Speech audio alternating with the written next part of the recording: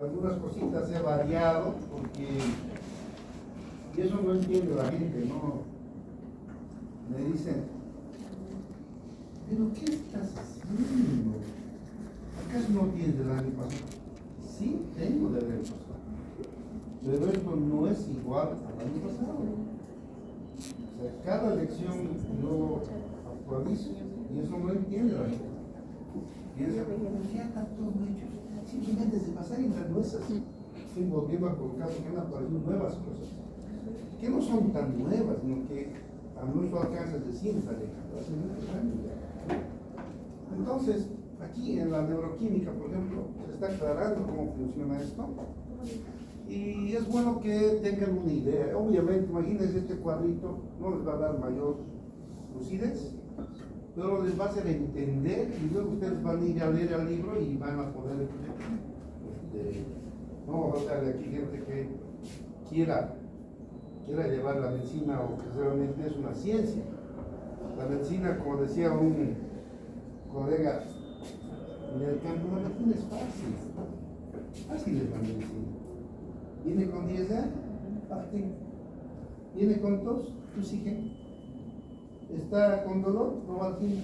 No es así.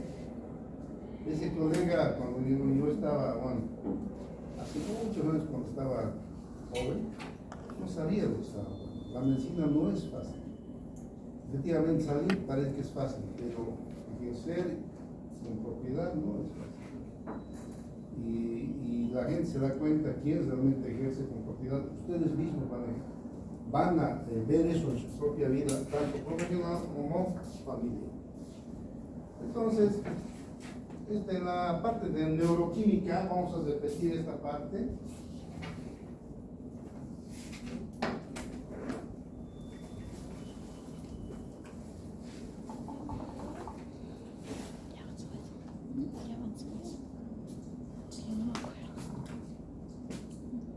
Aquí están los dos, ¿no es cierto? Hemos visto, atiendan por favor, y esto obviamente que va a ser el examen.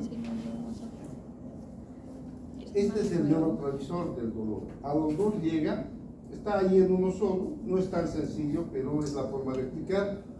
La sustancia, el ácido glutámico, hemos dicho que es el neurotransmisor del dolor rápido.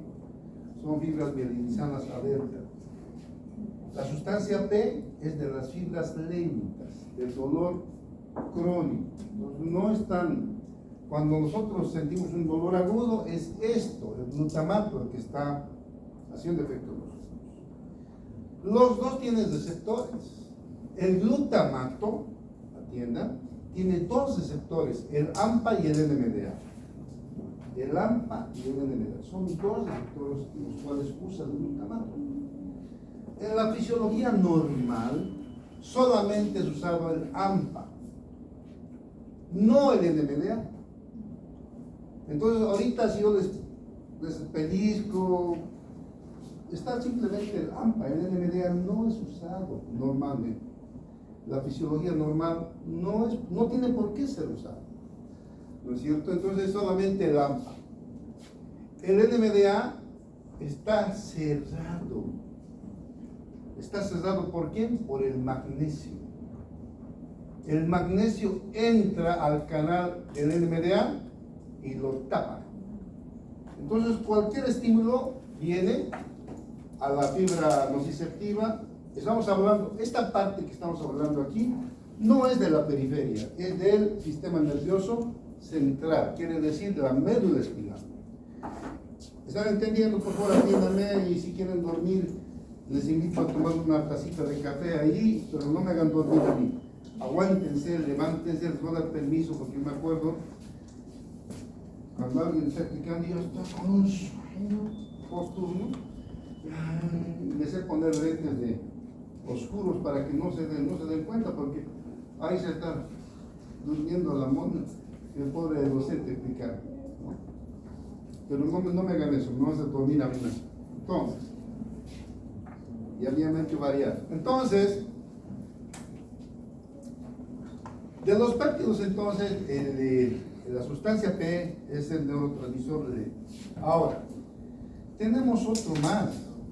Este neurotransmisor es un péptido es el péptido relacionado con el gen de la calcitonina. Es un péptido que hace tiempo se ha descubierto y se ha visto que cuando este péptido lo ven en el estudio, el dolor es impredecible. Entonces está relacionado, es un neuromodulador del dolor. Potencia el efecto de la sustancia P, inflama la región de la médula espinal al ingreso y obviamente aumenta la acción del glutamato. Ahora voy a explicar por qué, ¿ya? Entonces fíjense, estábamos en esto.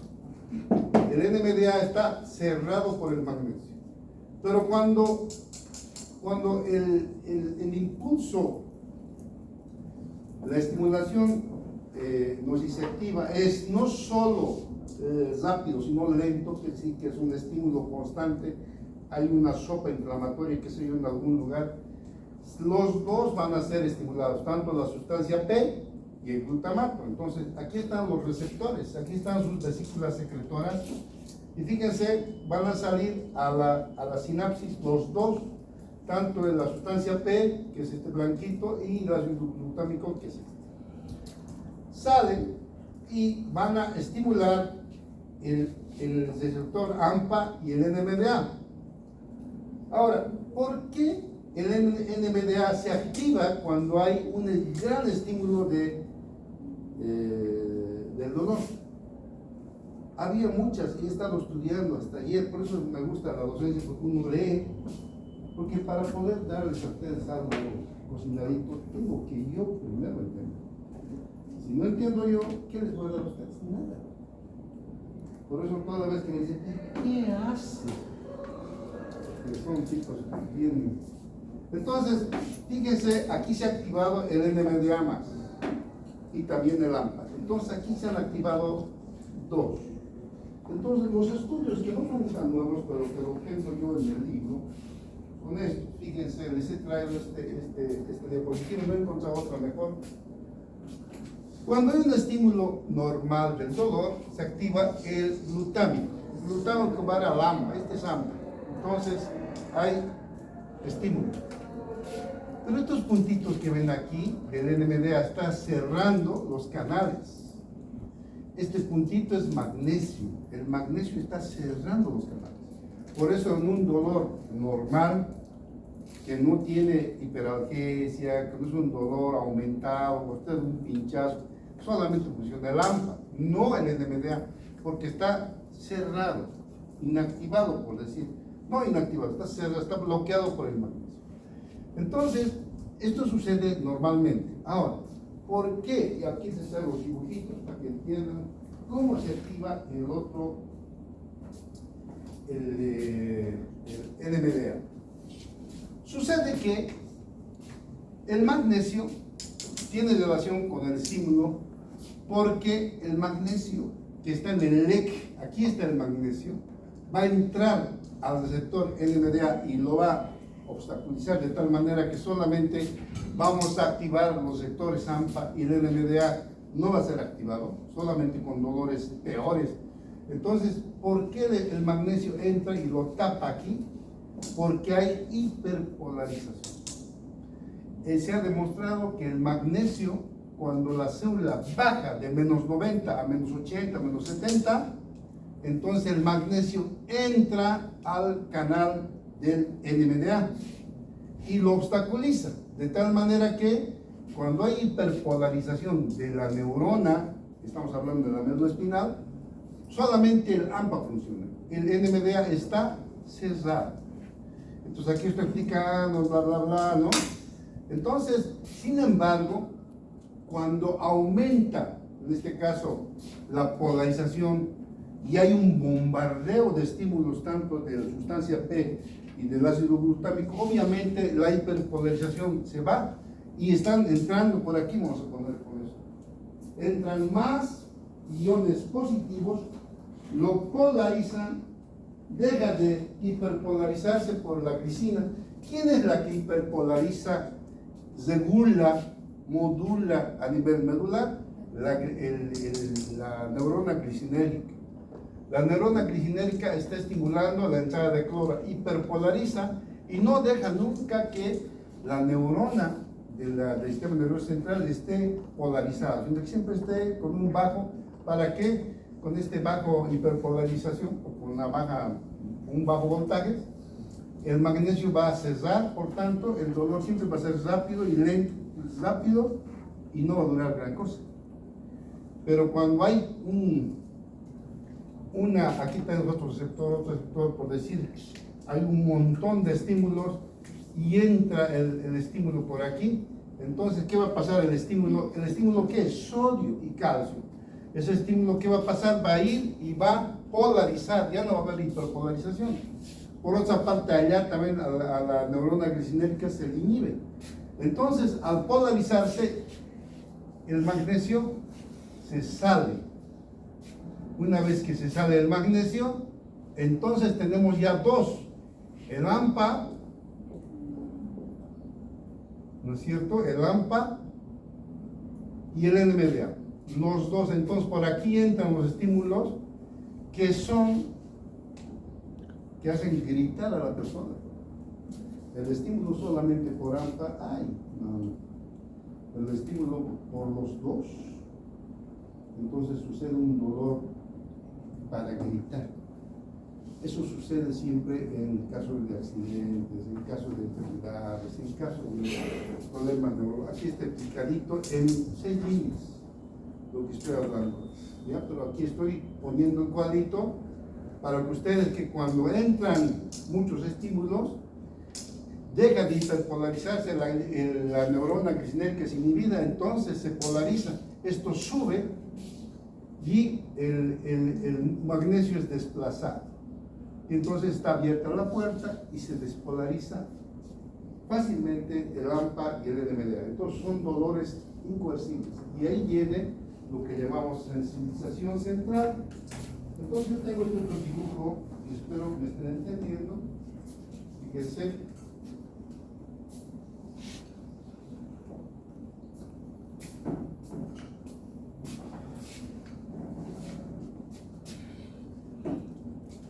Aquí estamos viendo, ¿cierto?, que solamente el AMPA. Pero cuando hay estímulos persistentes, son no solamente de ácido glutámico, sino también de sustancia P, o sea, lento y rápido, es un dolor constante.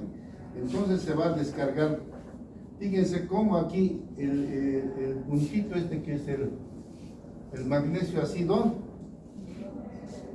eliminado. Entonces por aquí ya viene que, fíjense, la sustancia P, NK1, todos son activados, salen. Así más o menos de compleja es la neurona postsináptica. No es un solo receptor, son cientos de receptores. ¿Y con cuántos estoy tratando de que ustedes entiendan? Con 2 o 3 receptores, para que aprendan y la memoria se quede y los demás, ustedes le van a agregar, ¿no? Entonces, fíjense, cuando hay los estímulos persistentes, todos son desplazados, se produce una polarización, el NMDA es abierto y entonces empieza a haber dolor incoercible. No sé si hay alguna pregunta hasta aquí. Eso es lo que he podido hacer. Esta mañana he estado trabajando, por eso, como les digo, en el hospital trabajo más para ustedes que para el hospital, ¿no? Por el momento. ¿Alguna pregunta? ¿Cómo? ¿Es esto? ¿Perdón? No. ¿Qué es la sensibilidad periférica? La sopa inflamatoria. ¿Por qué es la sopa inflamatoria? Porque te has golpeado jugando básquet aquí, estabas bien, pero justo ahí, qué sé yo, te has vuelto a caer ahí y se inflama. Y te pones alguna cosa, viene a tu enamorado, hola, ¡ay! Ya se ha inflamado, ya se hace una sopa inflamatoria. Bradiquina, hay histamina, ¿no? Entonces inflama, intocable, tocas eso, grita la cosa. Eso mismo se produce en la médula espinal. Y eso tiene relación con esto, ¿no? Porque aquí hay mucho estímulo. Pero aquí en la sopa inflamatoria solamente sensibilización, ¿no? Cuando se golpea ahí el dolor terrible. Entonces ese dolor que llega a la médula espinal, ¿viene de dónde? De la región visceral, tanto torácico o abdominal. algo que nosotros no tocamos. Hay un absceso, hay un tumor, hay algo que está provocando un estímulo constante y eso va a provocar un dolor incoercible, ¿no? Y que nos avisa a nosotros que hay que intervenir ese paciente. ¿Esto qué vas a hacer en la médula? Nada. Tienes que ir a nivel donde está produciendo el origen. El origen es en región, ya sea abdominal o tórax. No sé, alguna pregunta de esto. ¿Alguna pregunta? Lo he hecho sencillo, creo que se ha entendido, ¿no? Cualquier cosa levanta, no entiendo esto, pero el libro, ustedes vayan al libro, está AMPA, está en NMDA, está todo en el guide. Sin embargo, esta parte de que el NMDA se activa cuando aumenta la polaridad no está. Esto no está. Pero eso está en los estudios nuevos. No es tan nuevo, ya de unos 10 años atrás, pero que recién llega a nuestras manos. ¿Ya? Entonces, ¿está entendido? Ya. Entonces, habiendo entendido esto, vamos a pasar a esto. Miren, por favor. Aquí no se ve nada. Fíjense, el dolor llega al cerebro y aquí tenemos la corteza motora y somatosensitiva. ¿Ya? Sensitiva. Ahora, por debajo tenemos la corteza cingulada. Se ha demostrado que la corteza cingulada es la que está en contacto con la corteza frontal y tiene directa relación con el control del dolor. O sea, nosotros, los estímulos llegan a la corteza somatosensitiva, que está aquí, esta es la motora, ¿no? Y la cingulada que está, tiene relación con la corteza frontal, y uno con la corteza frontal, esa relación directa controla la respuesta del dolor de la corteza sensitiva. ¿Dónde gritamos? Aquí en el cerebro. Ahí gritamos. Entonces, de eso uno puede controlar el dolor y hay una forma descendente de control. Consciente, desde la corteza frontal, la corteza cingulada, baja hasta la médula donde está iniciando, donde está al medio, y luego a la periferia se lo deja. Al lugar donde estando en dolor, entonces se puede bloquear el dolor. Estamos hablando de fisiología. Fisiológicamente se bloquea. Eso nosotros nunca lo hemos practicado, simplemente nos gritan nada más. Pero ahorita están haciendo estudios de que uno tiene control sobre el dolor. Cuando uno, por ejemplo, cuando estos tipos saben más de aquí, cuando uno está peleando, no se da cuenta del dolor. ¿Qué pasa? Nosotros, el tálamo está derivando el dolor a otras partes. Simplemente nosotros queremos eliminarlo al individuo, nada más. Y él nos pega y no nos sentimos dolor. Peor, supongamos que a tu hijito te lo han hecho algo, te lo han maltratado y uno, no, a este lo voy a matar. El otro te puede estar dando, a no ser que te dé un tiro, lo vas a hacer pedazos, no te duele. De la corteza cingulada tiene control con el tálamo, la médula espinal, hasta el ingreso del dolor, y eso todos los que han peleado, los que han tenido ese estrés, han sentido, ¿no? Y eso está en los libros de fisiopatología, está, eso no es nada nuevo. Y eso vamos a ver cómo es que se produce. Hay un control descendente de la corteza hacia el tálamo y hacia la médula espinal. Entonces eso se llama el control. Vamos a ver, fíjense, aquí está. Bueno, me voy a saltar un segundito, espérenme. Esto vamos a ver, esto lo hemos visto con ustedes, pero donde yo voy es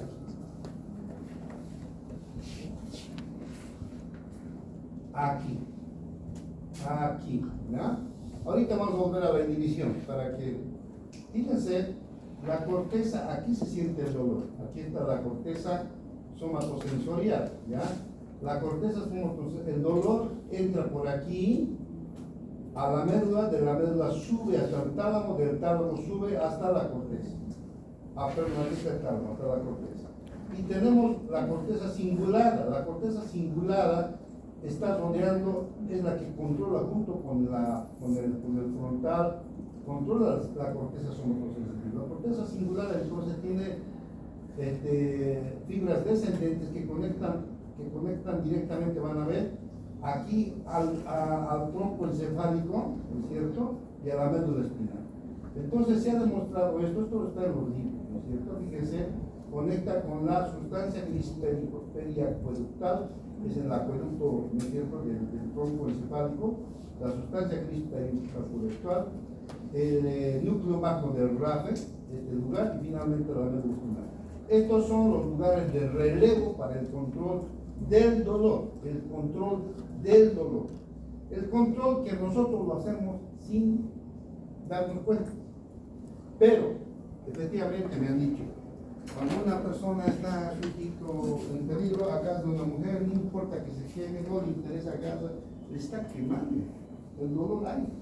Pero lo lleva a salvo y luego se ve que está quemado hasta el músculo. Entonces, este control ha venido del cerebro, ha bajado, ha bloqueado los ingresos del dolor y ha dado preferencia a órganos. ¿Está entendido? Ahora vamos a ver cómo se produce. Esto que estamos hablando, que se ha producido en nosotros de forma natural, especialmente en ese individuo que dice, no, en este no, en este individuo lo han querido hacer pedazos en la escuela, en el colegio. Todos los chiquitos y flaquitos han sufrido indecible, porque estos individuos, cuando eran niños, eran grandotes. Ven aquí, cabrón. ¿Cuánto te ves? Así somos, sin vergüenza. ¿Cuánto te ves? 2 pesos, vale, 1 peso. Así, abusivos. Y claro, habla del médico, no, todo bien. Es esposo. Entonces atiendan, por favor. Esto que se puede producir de forma inconsciente, se produce conscientemente también. Lo han comprobado, estudios, se han hecho estudios, inclusive les he dicho, no sé si a ustedes o los grupos han sacado muela solamente controlando con este flujo descendente de control del dolor. Entonces, estos son los lugares de relevo, desde la corteza a la sustancia gris periacueductal, al núcleo magno del RAFE y a la médula espinal. Entonces, eso vamos a ver, y luego vamos a ir a ver cómo se puede nosotros cómo podemos bloquear esto. ¿Ya? Atiendan por favor, aquí está. Entonces, el sistema de analgesia, estamos hablando de fisiología en forma normal. Entonces, fíjense, consiste en la sustancia gris periacueductal, el núcleo magno del RAFE y el complejo inhibidor del dolor en las astas de la médula espinal. Pues aquí está, ¿no? El tercer ventrículo al inicio está la sustancia gris periacueductal. Aquí está el núcleo magno del RAFE y aquí está la médula espinal. Ahí tenemos neuronas de relevo que controlan el dolor. Entonces, ¿cómo controlan? Fíjense, desde el cerebro baja la orden al tálamo, del tálamo a la sustancia gris periacueductal, de la sustancia gris al núcleo magno del RAFE y a la médula espinal. Entonces, el tálamo estimula y a la sustancia gris la secreción de encefalina. Ahí es el primer bloqueo. Luego, estas fibras van a estimular al núcleo magno del RAFE, aquí, ¿no? El núcleo magno del RAFE, ahí van a estimular la secreción de serotonina que va a inhibir el dolor que estaba subiendo. Y finalmente, estas fibras van a conectar con la médula espinal y ahí van a hacer secretar las encefalinas en el ingreso del dolor, en el ingreso de las fibras que están trayendo de la periferia el dolor. Entonces se produce la inhibición.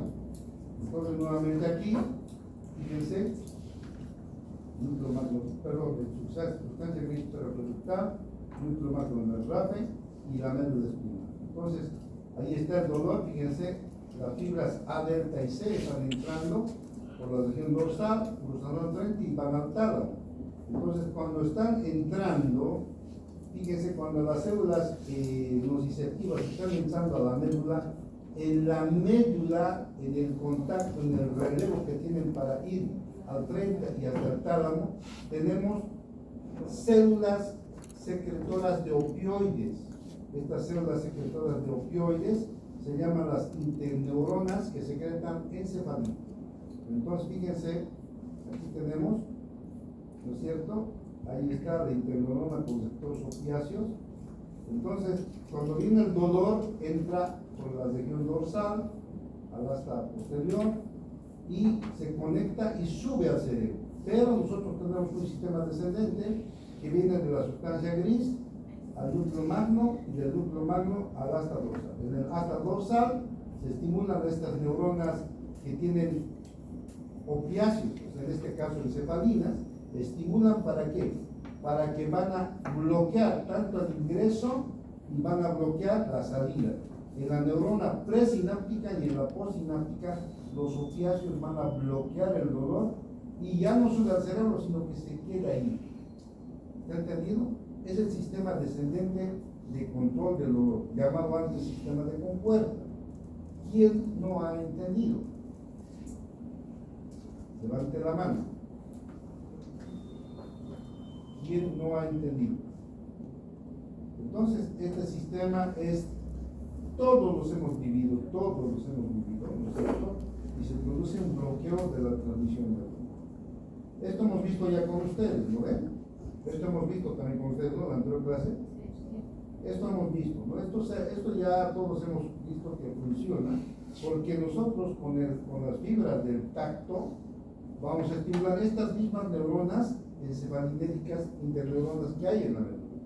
Entonces, cuando uno se golpea, se frota, el dolor está entrando y al frotarnos nosotros el tacto ahí grosero, vamos a estimular a las fibras encefalitéricas y va a inhibirse el dolor. Y eso funciona también. Entonces, es lo más sencillo de explicar, digamos, en este sentido. ¿Alguna pregunta? Voy a pasar ahora cómo se bloquea. ¿Está bien? Ya, pasen. Vamos a ver ahora cómo se bloquea. Estamos aquí. Fíjense, ¿cómo podemos inhibir los nociceptores? La forma de inhibir los nociceptores es, hemos hablado con ustedes también al principio, en su ingreso del dolor. Cuando hay una lesión aquí, nosotros podemos poner aquí anestésico. Nosotros para curar esto le metemos aquí lidocaína y directamente vamos a cesar los canales de sodio y ya no hay descongestión, por tanto el origen está anestesiado, pero es solamente en tanto separamos, porque después igual va a haber, entonces hay que darle analgésicos orales. La otra forma es con los AINES entonces, ¿no? Los AINES, que son los antiinflamatorios no esteroideos, van a inhibir la COX-2, ¿no ven? Entonces, a partir de la lesión de la célula se produce mediante la fosfolipasa, ¿no es cierto? Se produce ácido araquidónico. Entonces, nosotros con el AINE vamos a inhibir la formación de la prostaglandina. Por tanto, no hay inflamación y vamos a inhibir los disruptores celulares. Esta es la forma más sencilla de inhibir a nivel periférico. Con esto inhibimos la sopa inflamatoria, porque la sopa de dónde viene, de aquí viene, ¿no? De la lesión de en este caso lesión celular, pero también viene de aquí, porque cuando se estimula a nivel local, tenemos células, las células se van, los polimorfos, se van a degranular y van a inflamar, y es peor. Entonces los dos se puede hacer. Por una parte hacemos la lidocaína, lo colocamos, lo vamos a suturar, y por otra parte le damos AINES. Entonces aquí llega poco o nada, y el paciente no grita ni nada, simplemente está ahí y tranquilo. ¿Cuántas veces hemos hecho, ha habido lesiones con heridas grandes? Se pone anestesia local, hacemos esta parte y le damos sus AINES. Entonces los dos lados, tanto local, estamos inhibiendo el origen de los potenciales dolorosos, pero también estamos impidiendo la COX-2, que es la que produce inflamación, o sea, produciendo la prostaglandina, todos los mediadores, no todos, gran parte de los mediadores. ¿Alguna pregunta hasta aquí? ¿Me entendí? Ya. Fíjense esta otra forma. La inhibición de los nociceptores más potente es mediante los opioides. Los opioides, nosotros tenemos, desde que yo he estudiado medicina ya había opioides, pero se están mejorando. Ese maldito fentanil se ha inventado hace 10 años, 5 años, 15. No había. Ahora hay peores todavía, mucho más potentes. Son opioides. ¿Por qué es tan potente ese opioide? ¿Por qué? Porque va al origen. ¿Dónde va? El opioide va al cerebro. Hemos visto que en la región periodontal del cerebro, tenemos ahí inicia la parte del cerebro. El opioide va a la corteza somatosensitiva y va al tálamo, todo, se disemina por todo el cerebro, entonces va a bloquear todos los receptores del dolor. Uno le coloca en vena, llega allá y no hay dolor. Uno puede estar gritando y le colocan. Y junto con eso queda tranquilidad, porque vamos a ver lo que estimula. No solo inhibe el dolor, pues, el opioide, sino que estimula también la sensación de bienestar, de placer. Y eso es lo que provoca la adicción secundaria. ¿Alguna pregunta hasta aquí? Entonces, fíjense, vamos a ver cómo inhiben los opioides. ¿Cuál es la forma de inhibición de los opioides? No, fíjense. ¿Es igual que el Vicodin, doctor? ¿Perdón? El Vicodin. No, el Vicodin es un opioide de segunda. Estos son en lo menor. Atiendan por favor. Fíjense, tenemos la forma de inhibir los dos receptores. Primero es el ácido gamma-aminobutírico. El GABA, eso no es opioide. Este gamma-aminobutírico está diseminado en la médula espinal, pero también en el sistema, bueno, en el cerebro. Entonces, fíjense, va a ir a activar a la neurona postsináptica, abriendo los canales de cloro, de hiperpolariza. Entonces, viene por aquí el estímulo y aquí está la neurona GABAérgica, mete el cloro, lo hiperpolariza y el estímulo ya no pasa. Es la forma de actuar del ácido gamma-aminobutírico. En cambio, la glicina, fíjense, la glicina está también en la médula espinal. Estamos hablando de todo fisiológico, ¿no? Fíjense, la glicina abre los canales de cloro, hiperpolariza. Hay una pulseta entre hiper y despolarización. Normalmente siempre está ganando esta parte, nunca se despolariza. En ustedes lo que está controlando es solamente el receptor AMPA, no el NMDA. Solamente cuando hay sensibilización central se activa el NMDA. Entonces, aquí está actuando más por efecto de la glicina. Ustedes están bien. Ahora fíjense los opioides. Los opioides naturales que tenemos, a partir del cual se han hecho opioides artificiales, los opioides naturales van a inhibir de 3 formas. Inhibición de la actividad de la adenosiclasa.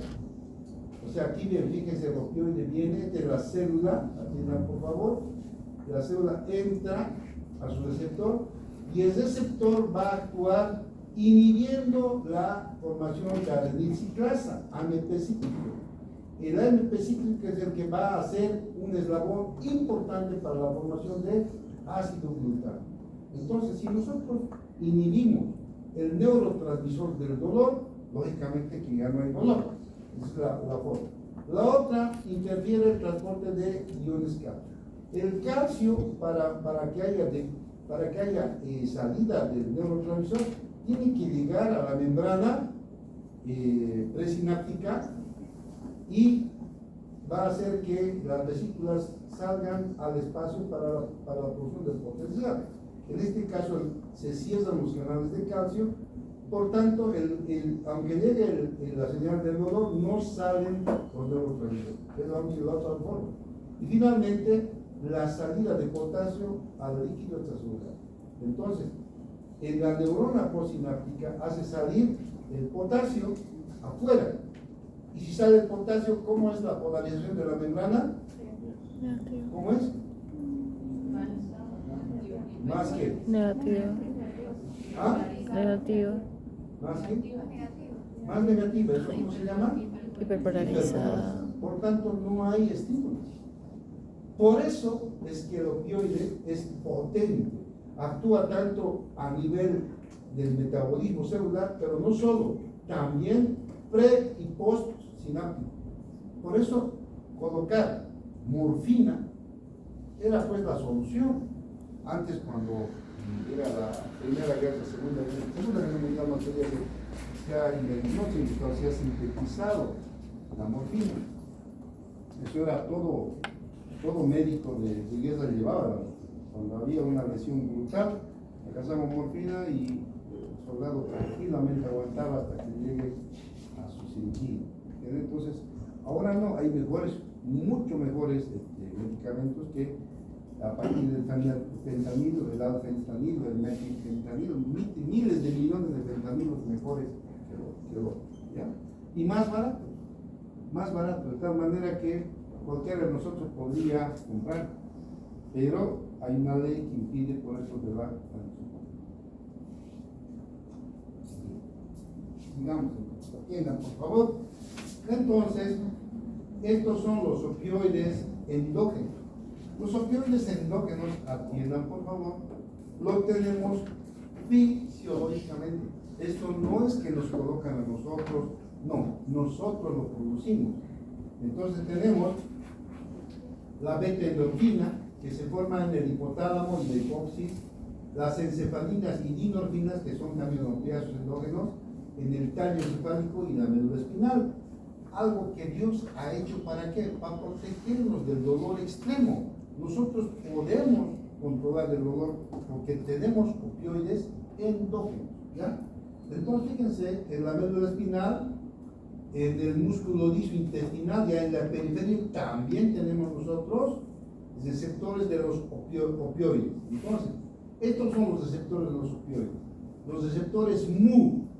Los receptores MU son los que van a quitar el dolor, son los que producen analgesia. Pero también, aparte de la analgesia, ¿qué dan? Placer, ¿no? Euforia, tranquilidad, paz. Estos receptores MU están relacionados con ¿qué? Con la adicción, el cigarrillo, el alcohol y el sexo. Entonces, estos son los que están. Cuando una persona se droga, ¿qué va a estimular? Los receptores MU. Pero los receptores kappa y delta, que también son receptores opioides naturales que tenemos, también dan en cierta forma el mismo, pero en menor grado. Entonces, fíjense, tenemos los receptores kappa, analgesia espinal, ¿no? Y los receptores delta que dan analgesia espinal. Entonces, estos son menos que los músculos que están relacionados con la adicción. Entonces, aquí están los receptores opioides. Fíjense, los receptores opioides no son receptores, por decir, el joven Ignacio tiene 10 receptores y 10 se va a morir con 10. No, los receptores son funcionales. Si él estimula mayor formación, hace como estos locos, se estimulan para sentir placer, se meten hasta sorga. ¿Han visto ustedes una psicopatología, en psiquiatría van a ver unas alteraciones del cerebro? Y a los tipos les gusta que le huasqueen y sienten placer. ¿Ya? Mezclan el placer con la huasca, ¿no? Sí, y eso está bien estudiado. Eso es parte de la medicina, van a estudiar ustedes. Entonces, esos tipos, ¿no es cierto? Ahí mezclan los sectores MU, ¿no? También están ahí, que está relacionado con el placer, ¿ya? Cualquier pregunta levanten la mano, ¿ya? Ahora vamos a ver una vez que... les decía que los receptores en ese tipo de pacientes aumenta. Depende del estímulo que le das, disminuye o aumenta. Uno puede tener aumentados los receptores MU o puede tener menos, según lo que nosotros dispongamos, según el uso que demos. Entonces podemos tener hasta cierto punto. Pasado un punto ya no hay más. Una persona quiere más, lo siento mucho, el metabolismo dice suficiente, ya es donde viene la intoxicación y la muerte. Eso lo van a ver en patología. Ya, entonces creo que los receptores MU aquí están, el cerebro, Aquí está los lugares del hipotálamo, aquí está la corteza, aquí está la sustancia gris en esta parte del acueducto de Silvio, y ahí está la sustancia gris periconductal, que es rica en receptores tanto mu, delta y K. ¿Ya? El sistema de analgesia hemos visto ya, no sé si esto os puedo repetir, ya está. Ahora sí vamos a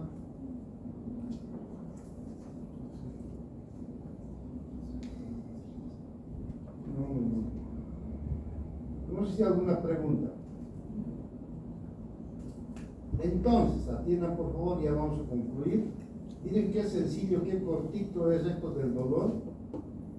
Esta es la modulación clínica, ¿no? Los opioides van a actuar en el cerebro. Ahí tenemos la corteza somatosensitiva, el tálamo, la sustancia gris periconductal, y los opioides no solo en el sistema nervioso central, también aquí, ¿no? A nivel de la médula. Pero aquí nosotros podemos intervenir con anestésicos. O sea, colocamos una inyección y vamos a colocar estas células, están embebidas en un líquido que se llama el líquido cefalorraquídeo. Entonces, las neuronas del asta posterior de la médula, asta anterior, están rodeadas de un líquido que se llama líquido cefalorraquídeo. Entonces nosotros podemos agarrar la agujita y lo colocamos al individuo en la región dorsal. Se entra entre las vértebras, se entra hasta el líquido cefalorraquídeo, se inyecta el anestésico. ¿Qué usamos? Lidocaína pesada, eso mismo, que se utiliza para hacer anestesia, se utiliza más purificado en la médula espinal. En mis tiempos era la peri, había que ser la peridural, solamente encima, o sea, las capas de la dura madera, la más periférica, la peri.